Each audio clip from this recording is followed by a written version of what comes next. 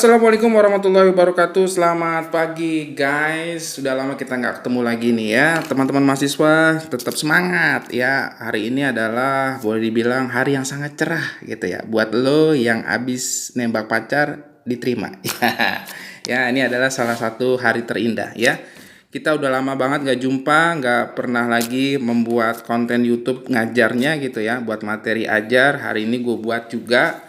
Mau nggak mau karena gue ribet juga nih salah satunya kalau ngajar terus-terusan pakai Zoom gitu ya. Mahasiswa gue cuma 1, 2, 3 kadang gue tanya nggak jawab, ini repot ya. Tema kita adalah berbicara tentang menulis berita itu mudah ya, mudah-mudahan ini bisa di-share. Jadi kalau misalnya ketemu mata kuliah ini lagi ya jangan bosen gitu ya, karena ini adalah salah satu panduan yang paling gampang untuk mempelajari sebuah penulisan di cara membuat berita gitu ya. Ini berdasarkan pengalaman gua nih. Tapi yang ingat, salah satu bentuknya adalah ini hanya sekedar simulasi kecil menulis berita. Kalau lu udah paham, lu bahkan berimprovisasi menulis berita dengan gaya lo. Ya, gaya apa nih? Gaya renang, gaya bebas, gaya punggung. Nah, enggak itu ya. Pokoknya gaya menulis lo ya yang menurut lo itu oke banget gitu ya. Nah, ini adalah salah satu bentuknya. Kalau lu pengen menulis berita, yang pasti lo harus turun ke lapangan dulu ya. Turun ke lapangan, lu cari narasumber lo kira-kira gitu ya. Nah kira-kira nih lu udah turun ke lapangan gitu ya. Lu pengen meliput tentang peristiwa mudik. Nah gitu ya, mudik tahun 2021 yang dilarang itu. Tapi banyak orang yang nekat pergi buat pulang kampung. Nah kita buatkan beritanya gitu ya. Misalnya lu sebagai wartawan gitu ya. Ketemu narasumber lo, nama sumber lo namanya Adi Rahmat. Tanya dulu siapa. Nama lengkapnya, pemudiknya siapa, nah itu ya asalnya dari Cirebon. Nah ini wartawan yang ngomong kayak gini kira-kira. Pak, bagaimana Bapak bisa lolos dari petugas sehingga bisa mudik? Narasumbernya jawab, Alhamdulillahirabbil alamin. Ya, naik motor pas mudik, jadi pas bisa lewat jalan tikus. Tadinya jalur yang dilewati ditutup petugas, jadi agak dak-dikduk gitu mas hati saya. Nah gitu ya. Nggak kayak gitu juga sih. Nah terus wartawan yang ngomong, saya dengar jalur tikus juga dijaga petugas.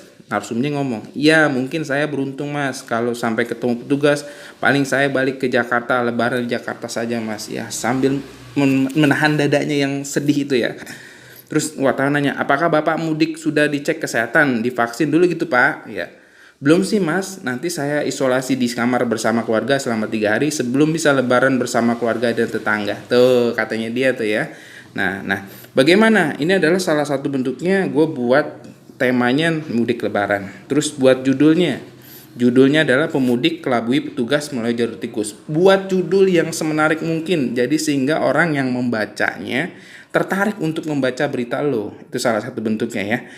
Nah, kira-kira lead apa? Lead itu adalah paragraf pertama. Lead itu harus sinkron sama yang disebut dengan apa? Sama hasil wawancara lu gitu. Lu jangan kemana-mana gitu membuat lead itu asal aja. Enggak, lead itu harus dikaitkan dengan yang namanya hasil wawancara lo. Tapi kalau lu udah jago, lu bisa berimprovisasi dengan tulisan, tidak perlu bahwa wawancara itu sebagai tulisan tambahan lu gitu, salah satu bentuknya. Nah, maka di sini dituliskan nih ya leadnya. Fenomena mudik tahun 2021 masih menjadi daya tarik bagi masyarakat Indonesia. Meskipun ada larangan dari pemerintah dan petugas, masyarakat tetap melakukan mudik walaupun harus menggunakan motor dan melewati jalur tikus. Hal ini tidak menyurutkan niat pemudik untuk bersilaturahmi ke keluarga di kampung. Tuh, ya kata kuncinya di sini kan tadi dibilangin ya bahwa dia adalah menggunakan motor melewati jalur tikus. Ada gak? Ada. Ya, di situ adalah jawaban yang diungkapkan oleh narasumber yang bilang dia melewati jalur tikus gitu ya. Walau dibilang dak dikduk hati. Nah, itu ya. Pokoknya bisa lo baca. Nah, setelah itu tadi gue bilang ya, lo harus membuat yang namanya kutipan. Kutipan itu kadang orang yang menulis berita itu kadang suka lupa. Lupanya di mana, ya kan? Pertama, kalau lo pengen ngutip harus ada tanda kutipnya tuh, ya, tanda kutip.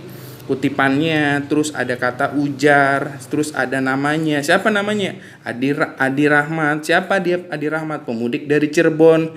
Nah, lu ketemunya di mana? Di Solo. Nah, tulis tanggalnya tuh, Kamis tanggal 23 bulan 9. Itu adalah salah satu yang tercermin cara menulis berita yang mengandung unsur 5W plus 1H.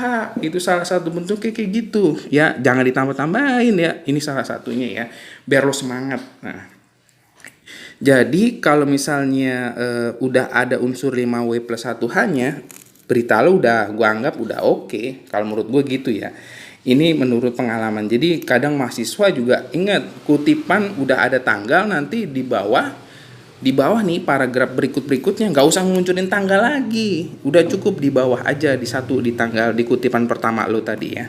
Terus yang berikutnya adalah lo mengungkapkan ada isi tadi ya, ada isinya. Ini kan gue bilang ini berita paling mudah, paling simple bagaimana cara membuat berita. Yang penting lo bisa dulu.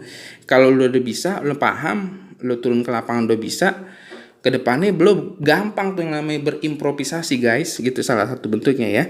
Nah ini wartawan tadi, kalau tadi kita ngomongin bagaimana membuat kalimat berikutnya. Kalimat berikutnya itu harus ada kata sambung ya. Antara paragraf 1 dan 2 harus sinkron, 2 dan 3 harus sinkron. Makanya ditambahin lebih lanjut Adi mengungkapkan. Nah, ini biasa yang paling mudah wartawan kalau menulis itu mengungkapkan kata lebih lanjut Adi mengungkapkan. Nah ya, diungkapkan apa? Dirinya beruntung bisa lolos dari penjagaan petugas sehingga bisa pulang ke kampung halaman di Cirebon. Adi juga pasrah apabila tertangkap petugas, dirinya akan silaturahmi di Jakarta. Itu kata siapa? Kata Adi. Dari mana hasilnya? Kan tadi lo melakukan wawancara. Buktinya mana? Sebelah kiri lo nih ya. Ada yang namanya berbicara tentang wartawan dengan si narasumber. Nah, itu adalah salah satu triknya. Nah, penutup karena ada ucap Adi harus ada kutipan, tapi nggak perlu pakai tanggal lagi. Karena yang di atas sudah ada, makanya cukup. Kalaupun sampai ketemu petugas, paling saya balik ke Jakarta, lebaran di Jakarta aja.